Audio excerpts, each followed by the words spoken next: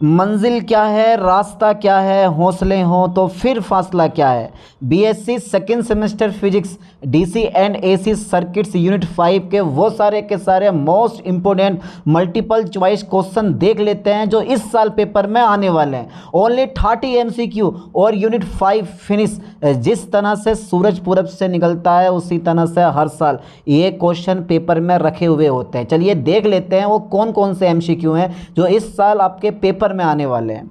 Okay sir. अच्छा, question first है मेरे पास, एलआर परिपथ का समय नियतांक है। जिसने थ्योरी पढ़ी होगी उसके लिए ये क्वेश्चन बहुत इजी है, और जिसने थ्योरी नहीं पढ़ी होगी तो उसके लिए सारे के सारे क्वेश्चन एक धूल में लठ मारने के बराबर होंगे।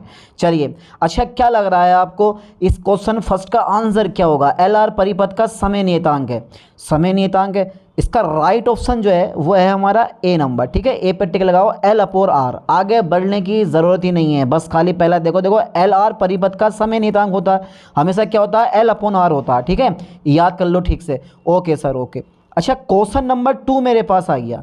बड़ा स्पेशल क्वेश्चन है, सबसे शानदार क्वेश्चन लगता है मुझे ये वाला। एल आर परिपथ में धारा 6 की दर निर्भर करती है। यार, एल आर परिपथ में धारा 6 की दर निर्भर करती है किस चीज़ पर।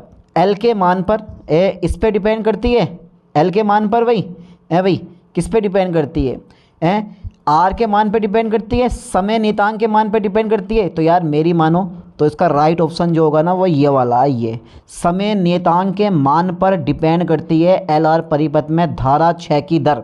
तो अगर क्वेश्चन बनता है ना पेपर में कि एल आर परिपथ में धारा 6 की दर निर्भर करती है, तो वही सी नंबर मैंने लगा रखा है। और ये जो सी नंबर आप देख रहे हो ना, इसी सी नंबर पर आप भी टिक लगाओ, ये रहा हमारा। ठीक है, समय नियतांक के मान पर। ओके सर, लगा दिया। अब आगे बढ़ाओ, क्वेश्चन नंबर 3 आ गया। अच्छा ये बताओ, भंडारण या क्षय के दौरान परिपथ कहा जाता है। स्थिर अवस्था, क्षणिक अवस्था, ए और बी दोनों, इनमें से कोई नहीं।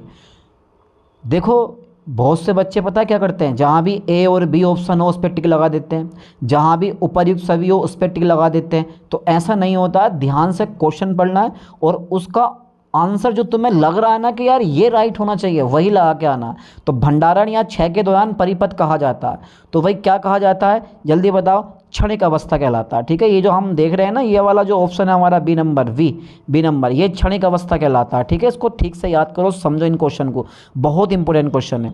अच्छा ये बताओ, आर सी की बीमा है, आर फोर क्या है यहाँ, आर फोर रेसिस्टेंस और सी फोर कैपेसिटी। ध्यान देना, या आर से रेसिस्टर भी आता है और सी से कैपेसिटर भी आता है, ये ध्यान देना। तो आर सी की बीमा है समय, समय का व्युत्क्रम, समय का वर्ग, या समय के व्युत्क्रम का वर्ग। क्या ऑप्शन लग रहा है भाई, आप बताओ।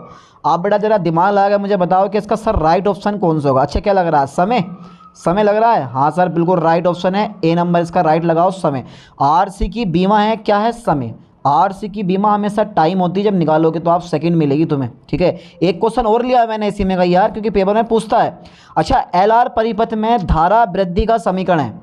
जरा दिमाग लगा के बताओ कि एल आर परिपथ है और उस एल आर परिपथ में धारा वृद्धि का समीकरण है। ये 12th क्लास में नहीं है, वैसे अधिकांश क्वेश्चन हमें 12th क्लास में जो आपने पढ़ी है ना, एसी प्रत्यावर्ती धारा, वहाँ से काफ़ी क्वेश्चन में मिल जाते हैं। अगर आपने ठीक से चैप्टर पढ़ रखा है फिजिक्स में प्रत्यावर्ती धारा, तो आपके लिए सोने पे सुहागा वो चैप्टर, यहाँ पर बहुत इजी पड़ जाता है उसके लिए। अच्छा, एल आर परिपथ में धारा वृद्धि समीकरण क्या लग रहा है आपको, कौन सा ऑप्शन है। देखो टिक लगा हुआ है, किस पे टिक लगा हुआ है, बी नंबर पे टिक लगा हुआ है। और आप भी बी नंबर पे टिक लगा दो, बेझिझक, बेझिझक बी नंबर पे टिक लगाओ, बी नंबर पे टिक लगाओ भाई। ये जो तुम देख रहे हो ना बी नंबर, ये इज़ ए वेरी इंपॉर्टेंट। ठीक है, ये ध्यान देना। चलिए मैं आगे देखता हूँ। क्वेश्चन 6 आ गया हमारा, एलसी परिपथ की स्वाभाविक आवर्ती है। अच्छा ये तो पढ़ा है आपने, अगर कह दो कि सर ये भी नहीं पढ़ा है, कह दो कि ये भी नहीं पढ़ा, अरे ये तो पढ़ा ही है कि एलसी परिपथ की स्वाभाविक आवर्ती है, क्या है, ये प्रूफ करके आता है जब एक्सेल, यानी कि अगर आप देखोगे ना, अगर आप देखोगे कौन से सर्किट में, अगर आप देखोगे एलसीआर परिपथ में, जब एक्सेल जो होता है वो एक्सी के बराबर होता है, तब जाके हमारा फॉर्मूला ये वाला बनता है, फ्रीक्वेंसी का एफ इक्वल टू 1/2π√LC। नहीं पढ़ा, अरे पढ़ा आप, अरे बहुत इंटेलिजेंट है, आपसे बड़ा कोई इंटेलिजेंट नहीं है यार। अच्छा ये बताओ, एलसीआर परिपथ के दोलनों के लिए आवश्यक प्रतिबंध है। अच्छा आर बराबर 2 under root L upon C, R बड़ा होगा 2 under root L upon C से, आर छोटा होगा 2 अंडर रूट एल सी से, एल अपॉन सी से, और डी आर बड़ा होगा under root L upon C से। क्या ऑप्शन लग रहा है? देखो सी पे टिक लगा हुआ है, बेझिझक आप भी टिक पे लगा दो, ठीक है। यही इसका राइट ऑप्शन है। क्या है हमारा भैया? C number is a right option. A R जो है वो छोटा होगा 2 under root L upon C से, ठीक है सर। अच्छा सर आगे क्या करना है? आगे, अरे आगे आगे भी करते हैं जैसा आप क्वेश्चन कर रहे हैं। अच्छा क्वेश्चन नंबर 8 आ गया। एक 0.1 माइक्रोफैरड, ठीक है, संधारित्र को 2 मेगा ओम के प्रतिरोध से डिस्चार्ज किया जाता है। यार 0.1 माइक्रोफैरड वाले संधारित्र को 2 मेगा ओम के प्रतिरोध से डिस्चार्ज किया जाता है। यार क्वेश्चन ही अजीब सा है। एक 0.1 माइक्रोफैरड वाले संधारित्र को 2 मेगा ओम के प्रतिरोध से डिस्चार्ज किया जाता है, तो कितना टाइम लगेगा? समय निकालना है, तो कितना टाइम लगेगा? तो इसका राइट ऑप्शन आता है 2 सेकेंड। ये थोड़ा क्वेश्चन गलत सा हो गया, वैसे इसका राइट ऑप्शन हमारा कौन सा है? 2 सेकेंड लगा लेना आप भी, ठीक है। चलिए आगे बढ़ाता हूँ। एलसीआर परिपथ में ऊर्जा क्षरण होता है। भाई बहुत मोस्ट टॉप क्वेश्चन है भाई, ये जो तुम क्वेश्चन देख रहे हो ना वो वेरी इंपॉर्टेंट है, ये ध्यान देना। एलसीआर परिपथ में ऊर्जा क्षरण होता है केवल एल में, केवल सी में, केवल आर में, या इनमें से कोई नहीं। देखो मैंने एक रेड कलर में ले रखा है, वहाँ से आप निकाल सकते हो इस चीज़ को, ठीक है, इजी होगा। ये जो तुम देख रहे हो ना, कौन सा नंबर इसका? है सी नंबर, सी नंबर। केवल आर में, एल में भी नहीं होगा ऊर्जा क्षरण, सी में भी नहीं होगा, लेकिन आर में क्या होता है? एनर्जी लॉस होती है, ऊर्जा क्षरण होता है, ठीक है। ये ध्यान देना इस क्वेश्चन पे। तो ये सारे के सारे मोस्ट इंपोर्टेंट क्वेश्चन है, कोई क्वेश्चन ऐसा नहीं है जो मोस्ट नहीं है, सारे के सारे क्वेश्चन मोस्ट है। और दूसरा पॉइंट, जो प्रीवियस पेपर में आ चुके हैं, ठीक है, वहाँ से भी मैंने कुछ क्वेश्चन लिए हैं, बताऊँगा कौन कौन से क्वेश्चन हैं।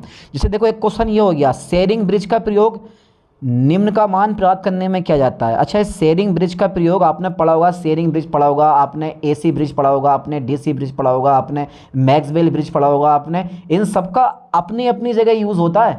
अरे हर एक व्यक्ति की अलग अलग क्वालिटी होती है, अब क्या पता कौन सा व्यक्ति किस क्वालिटी में फेमस हो जाए, है नहीं है। ऐसे ये है, शेयरिंग ब्रिज का प्रयोग निम्न का मान प्राप्त करने में क्या था? प्रेरकत्व का, धारिता का, ए और बी दोनों का, इनमें से कोई नहीं।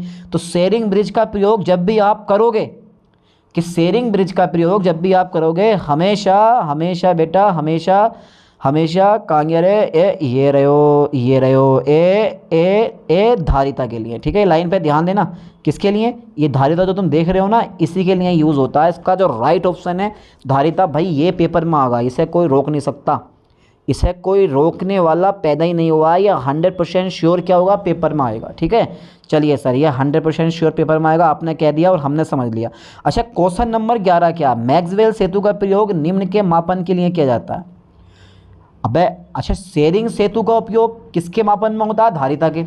तो मैक्सवेल सेतु का प्रयोग भी तो किसी न किसी चीज़ के मापन में होगा, तो वो कौन सी चीज़ है? जल्दी बताओ फास्टली। वो है मेरे पास ए नंबर, ए ये वाला प्रेरकत्व। प्रेरकत्व होता है बेटा इसका राइट ऑप्शन, टिक लगा रहा हो, प्रेरकत्व पर टिक लगाओ, ठीक है, लगा लिया, ओके सर ओके। तो मैक्सवेल जो होते हैं ना, मैक्सवेल सेतु का प्रयोग निम्न के मापन के लिए किया जाता है, प्रेरकत्व के मापन के लिए किया जाता है। अब ये मैक्सवेल ने भी यार हर जगह हाथ मारा, कोई जगह बची ना है जहाँ मैक्सवेल ने हाथ ना मारो।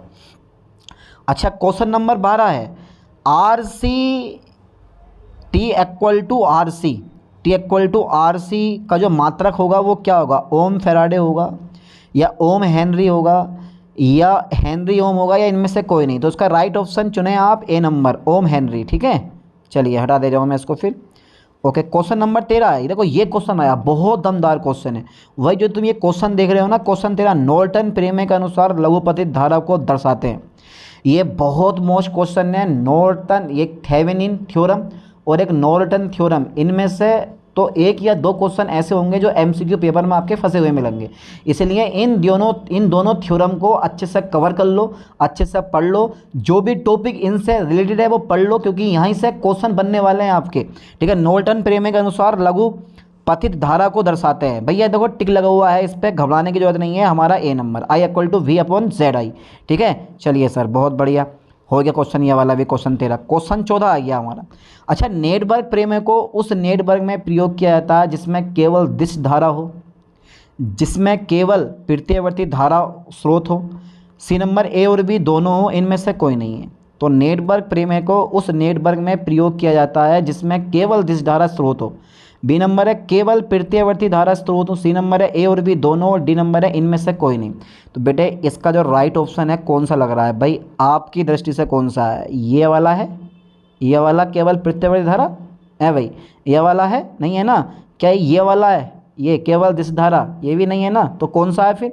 अरे भैया हमारा जो राइट ऑप्शन है भाई वो ये वाला है, सी नंबर। ठीक है, इसको ठीक से देखो, जो ये सी नंबर है ये क्या है? ये है राइट ऑप्शन हमारा, ए तथा बी दोनों। ठीक है, चलिए मैं आगे बढ़ाता हूँ, टिक लगा लो आप लोग भी। अच्छा, क्वेश्चन 15 है हमारा, नेटवर्क समस्याओं को हल करने में ओम का नियम यूज़ हो सकता है? अरे यार ओम का नियम हर एक चीज़ में यूज़ होता है। कोई भी सॉल्यूशन किसी भी बड़े फॉर्मूले से अगर कोई आप न्यूमेरिकल सोल्व कर रहे हो तो ओम का नियम पक्का लगेगा, भी बराबर आई आर, भी बराबर आई आर, ये 100% लगता ही लगता नियम है। बहुत से परिपथों को सोल्व करने के लिए हम ओम का नियम यूज़ करते हैं। ठीक है, तो किरचॉफ का नियम तो होता ही है। देखो ए और बी दोनों, इनमें से कोई नहीं। अब क्या लग रहा है आपको इस क्वेश्चन का आंसर? भाई मैंने बता दिया आपको, ओम का नियम भी ठीक है समस्याओं को सोल्व करने के काम में आता है, और किरचॉफ का नियम भी। अब ये समस्या आपकी नहीं है, आपकी पर्सनल समस्या। ठीक है, कि मेरे सिर में दर्द हो रहा है, मेरे दांत में दर्द हो रहा है, ठीक है, मेरे समझ में नहीं आ रहा है, मैं कैसे पढ़ूँ, ये यहाँ पर आप इस ओम का नियम नहीं लगा सकते। ठीक है, कभी सोचोगे मैं ओम का नियम लगा कर अपनी सारी समस्याओं को हल कर दूँ। ये कौन समस्या है? नेटवर्क समस्या है ये वाली। ठीक है, ये नेटवर्क समस्याएं होती हैं। तो यहाँ पर ए और बी दोनों आ जाएंगे, सी नंबर ए और बी दोनों पे टिक लगाओ, ए और बी दोनों। ठीक है, तो नेटवर्क समस्याओं को हल करते हैं हम ओम के नियम से भी, किरचॉफ के नियम से भी, इनमें से कोई नहीं है। तो ये तो दूर तक कोई आंसर ही नहीं है इसका। ठीक है, चलिए मैं आगे बढ़ाता हूँ।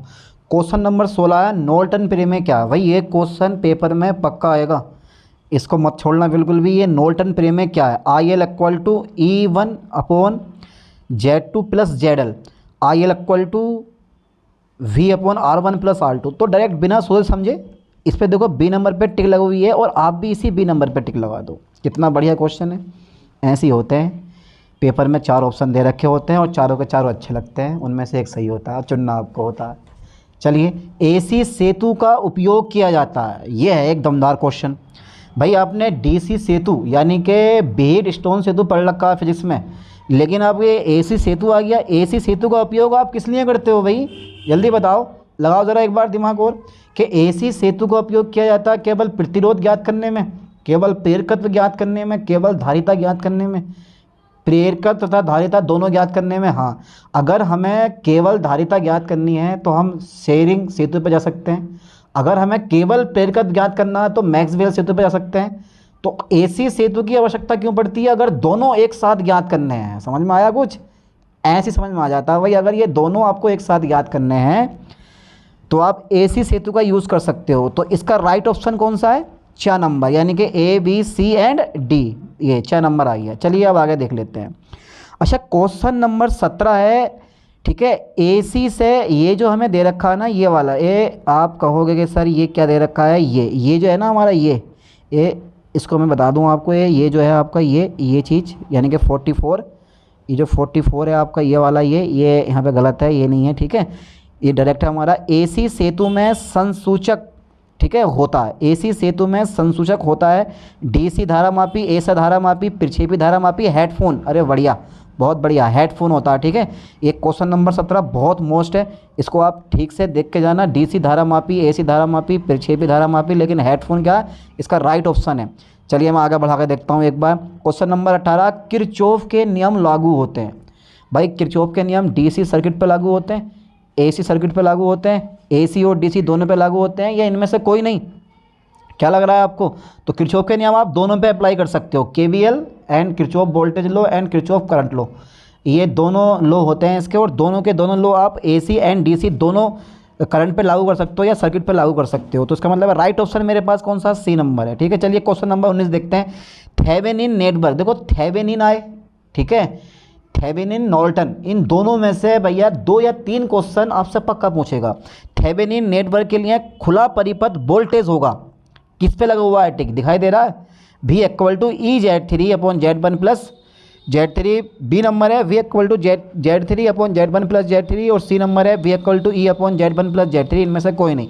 तो इसका राइट ऑप्शन है ए नंबर। ठीक है, ये ए पे टिक लगाओ। थेवेनिन नेटवर्क के लिए खुला परिपथ वोल्टेज होगा, ठीक है, I इक्वल टू EZ3, यानी कि V equal to EZ3 upon Z1 plus Z3। Okay, ये क्वेश्चन ईजी है, ठीक है। अच्छा, रेखिक प्रतिबाधा है, क्वेश्चन नंबर 20 हमारा आ गया। बहुत बढ़िया क्वेश्चन है यार, ऐसे क्वेश्चन तो देख के ही लग जाता है कि यार ये सच में क्वेश्चन इंपॉर्टेंट होंगे।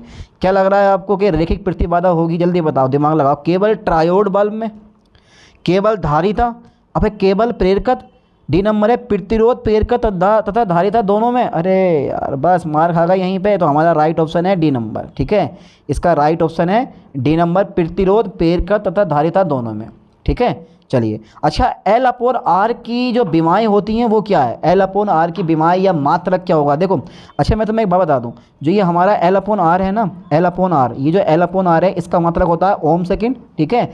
और प्रतिरोध का मात्रक ओम होता है, ओम से ओम काटोगे क्या मिल जाएगा आपको? सेकंड। इसका मतलब है ए नंबर राइट है, ठीक है। ऐसे ऐसे क्वेश्चन तैयार करके लेके जाओ जो पेपर में हर साल आते हैं।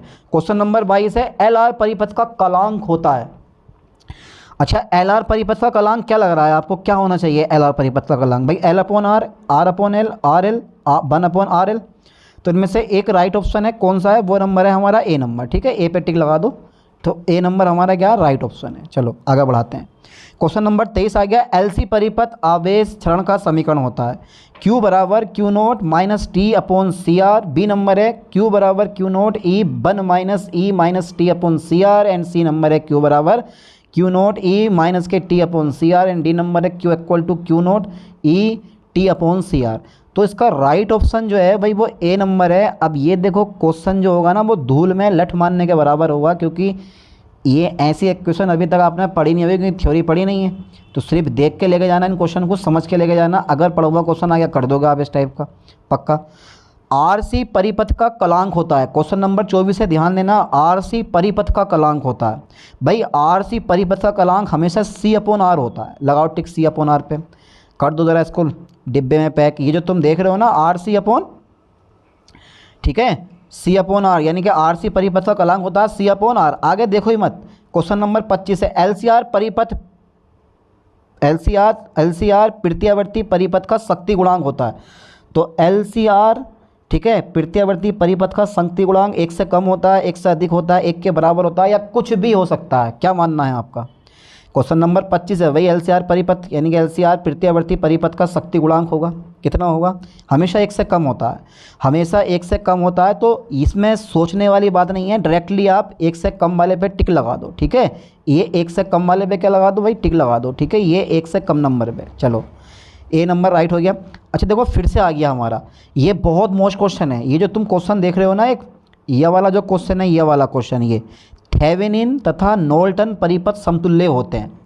ये इस साल पक्का फंसेगा, एक वेरी इंपॉर्टेंट क्वेश्चन है, एक वेरी इंपॉर्टेंट क्वेश्चन है, ये इस साल पक्का फंसेगा।